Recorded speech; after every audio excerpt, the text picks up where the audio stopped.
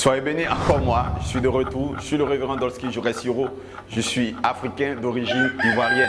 Chez moi, dans mon pays, j'ai remarqué quelque chose sur la route, c'est que personne ne respecte réellement les codes de la route.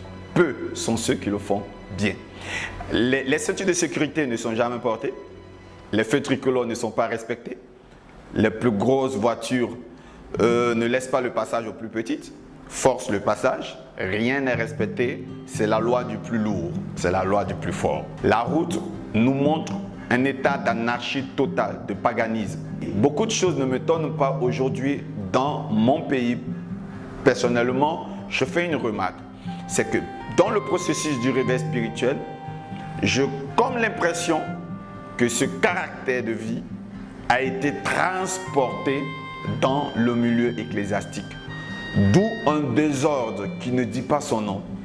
Difficile pour les grands et mentors de bien aider, de sérieusement encadrer les plus petits. Et quand il y a parmi les plus petits un qui est en train d'émerger, les plus gros essaient de l'écraser et de l'empêcher. Les jeunes gens ne respectent pas réellement les aînés et les règles de vie qui sont établies. Le paganisme, comme je l'ai dit, l'anarchie totale est constatée dans l'Église. Notre culture et notre mentalité africaine peut être un frein pour le réveil spirituel.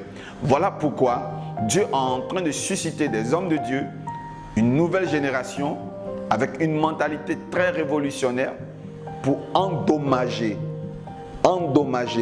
les premières mentalités précaires, grégaires, exiguës et ambiguës. Je vois la prophétie de Joël 2,28 s'accomplit. Voilà pourquoi je veux dire à une personne qui m'écoute, dis avec moi, c'est moi qui enlèverai la honte de ma famille. Nous devons montrer un bon exemple. Nous devons être sages, nous devons être disciplinés. Dieu est en train de susciter une génération nouvelle. Tu fais partie de cette génération, je fais partie de cette génération. Dis avec moi, c'est moi.